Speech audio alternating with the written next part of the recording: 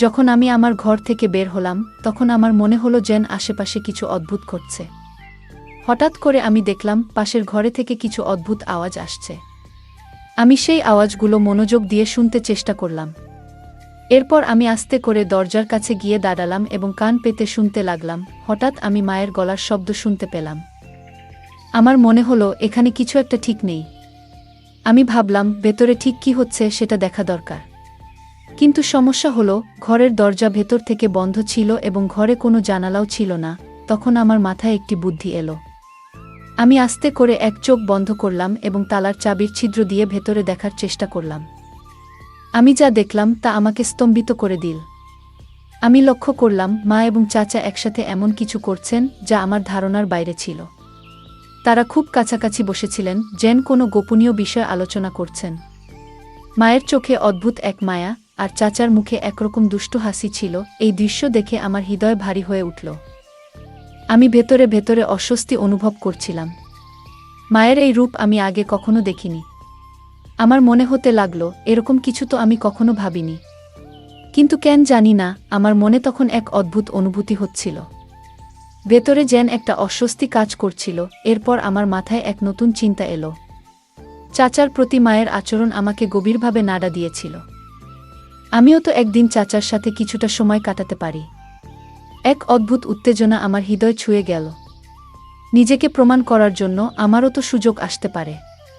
আমি ভেতরে ভেতরে ভাবতে লাগলাম কিভাবে এই কাজটা আমি করব। একদিকে ভয় আর অন্যদিকে অজানা ভাবনা। এই দ্বিধার মাঝে আমি ধীরে ধীরে নিজের পরিকল্পনা তৈরি করতে থাকলাম। গল্পের মজা উপভোগ করুন এবং শুনতে থাকুন আমাদের বাংলা অডিও স্টোরি চ্যানেল। বন্ধুরা, যদি এখনও আমাদের চ্যানেল সাবস্ক্রাইব না করে থাকেন তাহলে দয়া করে এখনই সাবস্ক্রাইব করে নিন। আজ আমি আপনাদের নিজের গল্প বলবো। আমার নাম রাগিনী। আমরা শহরে থাকি। আমাদের ছোট্ট পরিবারে আমি আর আমার মা একসাথে থাকি। তবে 2 বছর আগেও আমাদের পরিবারের অংশ ছিলেন আমার বাবা। একটি মর্মান্তিক গাড়ি দুর্ঘটনায় আমরা বাবাকে চিরদিনের জন্য হারাই। বাবার মৃত্যুর খবর শুনে তার খুব ঘনিষ্ঠ বন্ধু মনোজ চাচা আমাদের দেখতে আসেন। কিছুদিন আমাদের সঙ্গে থেকেও যান।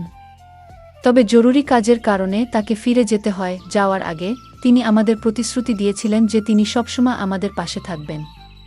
আমার বাবার মৃত্যুর পর মনোজ চাচাই ছিলেন একমাত্র ব্যক্তি যিনি আমাদের পরিবারের সঙ্গে গভীরভাবে জড়িয়েছিলেন। ছোটবেলা থেকেই তিনি আমাদের বাড়িতে আসতেন। বাবা মায়ের খুব কাছের বন্ধু ছিলেন। তার সঙ্গে আমাদের সম্পর্ক এতটাই গভীর ছিল যে তিনি শুধুমাত্র বাবার বন্ধু নন, আমাদের পরিবারের একজন সদস্য বলেই মনে হতো। আমি যখন ছোট ছিলাম তখন মনোজ চাচা প্রায়ই আমাদের বাড়িতে আসতেন এবং আমার জন্য চকলেট নিয়ে আসতেন। আমি খুশিতে তার গলায় ঝাঁপিয়ে পড়তাম এবং তার সঙ্গে খেলায় মেতে উঠতাম। তবে এখন আমি 19 বছর বয়সী, বড় হয়ে গেছি। আর সেই শৈশবের খেলা কৌতুক ধীরে ধীরে কমে গেছে। তবুও আজও যখন চাচার সঙ্গে দেখা হয় আমি তাকে আলিঙ্গন করি। বাবার মৃত্যুর পর থেকে মা খুবই একা হয়ে গেছেন। আমি জানি না তিনি আবার আগের মতো সুখী হতে পারবেন কিনা। তবে যখনই চাচা আমাদের বাড়িতে আসেন মায়ের মুখে এক আনন্দ ফুটে ওঠে। এটা দেখে আমার মনে হয় আমি মায়ের দুঃখ কখনো মেনে নিতে পারবো না।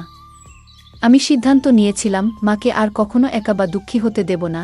আমার মা এখন 40 বছর বয়সী, কিন্তু তাকে দেখলে 25 বছরের কোনো তরুণীর মতোই লাগে। যখনই আমরা মা মেয়ে একসঙ্গে বাজারে যাই সবাই এমনভাবে তাকায় যেন আমরা 2 বোন। মায়ের সৌন্দর্য আর স্মার্টনেস দেখে অনেকেই অবাক হয়ে যায়। একদিন আমি ভাবছিলাম মায়ের একাকিত্ব দূর করার জন্য এমন কাউকে দরকার যার সঙ্গে মা তার মনের সব কথা বলতে পারবেন। কিন্তু এমন মানুষ কে হতে পারে? আমি অনেক ভেবেও কিছু বুঝে উঠতে পারছিলাম না। ঠিক তখনই আমার মনে হলো কেন না মনোজ চাচার সঙ্গে কথা বলা যায়। আমি কোনো দ্বিধা না করে তাকে ফোন করলাম। প্রথমবার চাচা ফোন ধরেননি, হয়তো কাজের মধ্যে ব্যস্ত ছিলেন। কিন্তু আমি জানতাম তিনি আমাদের সবসময় গুরুত্ব দেন এবং মায়ের সুখের জন্য কিছু করতে পারবেন। আমার ফোন বেজে উঠল। আমি স্ক্রিনে দেখলাম মনোজ চাচার নাম ভেসে উঠছে। আমি খুব খুশি হলাম এবং দ্রুত কল রিসিভ করলাম। কল ধরতেই চাচা বললেন, সরি বেটা, একটু আগে একটা মিটিংয়ে ব্যস্ত ছিলাম তাই তোমার কল রিসিভ করতে পারিনি। আমি হাসতে হাসতে বললাম, কোনো সমস্যা নেই চাচা, আপনি ফোন করেছেন এতটুকুই যথেষ্ট। চাচা মৃদু হাসি দিয়ে বললেন, আর তোমার সঙ্গে কথা বলবো না তো কাকে বলবো? এই পৃথিবীতে তুমিই তো আমার আপন। বন্ধুরা, আপনাদের জানিয়ে রাখি, মনোজ চাচা এখনও বিয়ে করেননি এবং একাই থাকেন। আমরা সবাই তাকে অনেকবার বিয়ে করার জন্য বলেছি, কিন্তু তিনি কখনোই এ বিষয়ে সিরিয়াস হননি। এরপর আমি বললাম, চাচা, যদি কিছু মনে না করেন, আমি আপনাকে একটা কথা বলতে চাই। চাচা বললেন, বলো বেটা, কি বলতে চাও? আমি বলতে শুরু করলাম, চাচা, বাবা আমাদের ছেড়ে যাওয়ার পর থেকে মা খুবই একা হয়ে গেছেন। তিনি কারো সঙ্গে ঠিকমতো কথা বলেন না, খাওয়া দাওয়া ভালোভাবে করেন না। আপনি কি কিছুদিনের জন্য আমাদের সঙ্গে থাকতে পারেন? চাচা কিছুক্ষণ চুপ করে রইলেন। তারপর বললেন, কেন নয়? আমি যেমন আমার বাড়ি থেকে অফিস যাই, তেমন তোমাদের বাড়ি থেকেও যেতে পারবো। এটা বলার কি আছে? আমি আনন্দে অভিভূত হয়ে ফোনটা রেখে দিলাম। খাবার খেতে আমরা টেবিলে বসেছিলাম। তখনই দরজায় কড়া পড়ল। আমি দৌড়ে গিয়ে দরজা খুললাম। সামনে মনোজ চাচা দাঁড়িয়েছিলেন।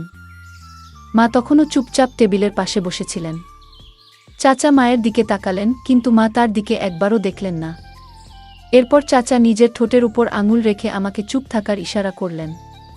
আমি তার ইশারা বুঝে চুপ হয়ে গেলাম। চাচা ধীরে ধীরে মায়ের পেছনে গিয়ে দাঁড়ালেন এবং তার 2 হাত দিয়ে মায়ের চোখ ঢেকে দিলেন। মা আস্তে আস্তে চোখ খোলার চেষ্টা করছিলেন। তাকে এইভাবে চেষ্টা করতে দেখে মনোজ চাচা হেসে বললেন, বলতো কে? আমাকে চিনতে পারো? মা মুহূর্তেই চাচার গলার স্বর চিনতে পারলেন এবং বললেন, মনোজদা। দাদা, আপনি কখন এলেন? চাচা মায়ের চোখ থেকে হাত সরিয়ে বললেন, আমি তখনই এসেছি যখন দেখলাম তুমি মন খারাপ করে বসে আছো। আমি লক্ষ্য করছিলাম চাচার উপস্থিতিতে মা কতটা খুশি হয়ে উঠেছেন। তার মুখে যেন এক অদ্ভুত প্রশান্তি এসেছে, যেন সমস্ত টেনশন মুছে গেছে। তখন চাচা বললেন, মমতা, এবার থেকে আমি সবসময় তোমাদের সঙ্গেই থাকব, আর কখনো তোমাদের ছেড়ে যাব না। বন্ধুকে একা রেখে তার কষ্ট দেখার মতো মানুষ আমি নই। বন্ধুত্বের ঋণ তো বন্ধু শোধ করবেই। মনোজ চাচার এই কথা শুনে মা ভীষণ খুশি হলেন যে এবার থেকে চাচা সবসময় আমাদের সঙ্গে থাকবেন। আমরা সবাই একসঙ্গে বসে খেতে লাগলাম এবং অনেক কথা বললাম। সেদিন আমরা সবাই এক ঘরে শুয়ে পড়লাম এবং রাতভর গল্প করতে করতে সময় কাটালাম। পরের দিন সকালে চাচার অফিসে যাওয়ার কথা ছিল, তাই তিনি আগে ঘুমিয়ে পড়লেন। আমি তার পাশে বসে গল্প করছিলাম, আর কখন ঘুমিয়ে পড়েছি টের পাইনি। সকাল কবে হলো বুঝতেই পারিনি। মা সকালে উঠে নাস্তা বানিয়ে ফেলেছিলেন, আর চাচা তৈরি হয়ে গেলেন। আমরা সকলে একসঙ্গে নাস্তা করলাম। তারপর চাচা অফিসে চলে গেলেন। এভাবে আমাদের দিনগুলো কাটতে লাগলো। আমি চাচাকে বাবার মতোই মনে করতে শুরু করলাম। সত্যি বলতে তিনি আমার নিজের বাবার চেয়েও বেশি গুরুত্ব পেতে লাগলেন, কারণ তিনি আমাদের সঙ্গে ছিলেন, আমাদের খেয়াল রাখছিলেন। এক রাতে আমি আমার ঘরে শুয়েছিলাম। হঠাৎ খুব খারাপ একটি স্বপ্ন দেখলাম। সেই স্বপ্নে আমার বাবাও ছিলেন। আমি ভীষণ ভয় পেয়ে ঘুম থেকে উঠে পড়লাম। আমার কপাল দিয়ে ঘাম ঝরছিল, গলা শুকিয়ে যাচ্ছিল। তাই আমি পানি খেতে চাইলাম, কিন্তু দেখলাম আমার জগটা পুরো ফাঁকা। আমি ভাবলাম রান্নাঘর থেকে পানি নিয়ে আসি। জগটা হাতে নিয়ে ঘরের দরজা খুলে বাইরে বেরোলাম এবং রান্নাঘরের দিকে হাঁটা শুরু করলাম। রাতে আমি পানির জন্য রান্নাঘরে যাচ্ছিলাম। মায়ের ঘর আমার পাশেই ছিল এবং তারপরে মনোজ চাচার ঘর। যখন আমি চাচার ঘরের সামনে দিয়ে যাচ্ছিলাম, তখন একটা মৃদু শব্দ শুনতে পেলাম। প্রথমে ভেবেছিলাম হয়তো চাচা টিভি দেখছেন, তাই বেশি গুরুত্ব না দিয়ে আমি সামনে এগিয়ে গেলাম। কিছুক্ষণ পরে সেই শব্দগুলো আরও স্পষ্ট আর জোরে শোনা গেল। এবার আমার কৌতূহল জাগল। চাচার ঘরের সামনে এসে আমি দাঁড়িয়ে পড়লাম। ভালো করে শোনার চেষ্টা করতেই বুঝতে পারলাম মা যেন কিছু বলছেন। আমি ভাবলাম, এত রাতে মা আর চাচা এক ঘরে কি করছেন? তখনই আমার মাথায় একটা বুদ্ধি এলো। আমি দরজার তালার ছিদ্র দিয়ে ঘরের ভেতরটা দেখার চেষ্টা করলাম। এক চোখ বন্ধ করে তালার ফাঁক দিয়ে যখন ভেতরটা দেখলাম, তখন আমি অবাক হয়ে গেলাম। আমি ভেতরে যা দেখলাম তা আমাকে বিস্মিত করে দিল। মনে হচ্ছিল এমন কিছু আমি কখনো কল্পনাও করিনি, যা আমার নিজের জন্যই অস্বস্তিকর ছিল।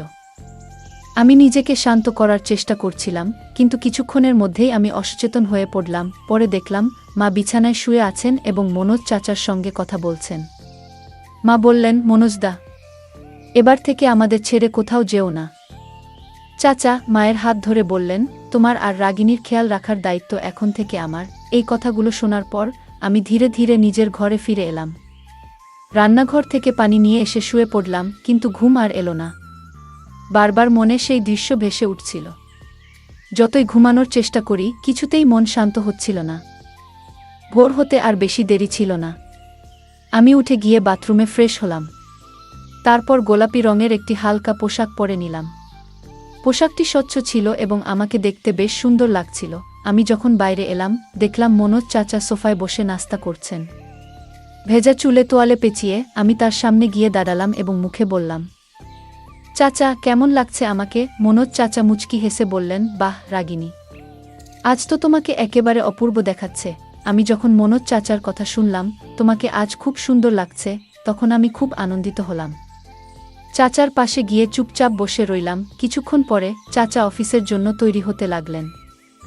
আমি হঠাৎ উঠে গিয়ে চাচাকে আলিঙ্গন করলাম। মনে হলো যেন বহুদিনের জমে থাকা আবেগ আমার ভেতর থেকে বেরিয়ে আসছে। চাচার শরীরটা মুহূর্তের জন্য কেঁপে উঠল, আর তার মুখে এক অদ্ভুত অস্বস্তির ছাপ ফুটে উঠল। সেই ছাপটা যেন মনের গভীরে লুকানো কোনো দুঃখ কিংবা অপরাধবোধের প্রকাশ। আমার চোখ ভিজে উঠছিল, যেন আমার ভালোবাসা আর মনের কষ্ট তাকে জানিয়ে দিতে চাইছিলাম। কিন্তু এটা তো কেবল গল্পের শুরু। বন্ধুরা, যদি এই গল্পটি ভালো লেগে থাকে তাহলে দয়া করে ভিডিওটি লাইক করুন এবং আমাদের চ্যানেলটি সাবস্ক্রাইব করুন। পাশে থাকা বেল আইকনটি প্রেস করুন যাতে করে আমরা যখনই নতুন ভিডিও আপলোড করি তার নোটিফিকেশন সবার আগে আপনার কাছে পৌঁছে যায়। ধন্যবাদ। দেখা হবে আমাদের পরবর্তী ভিডিওতে।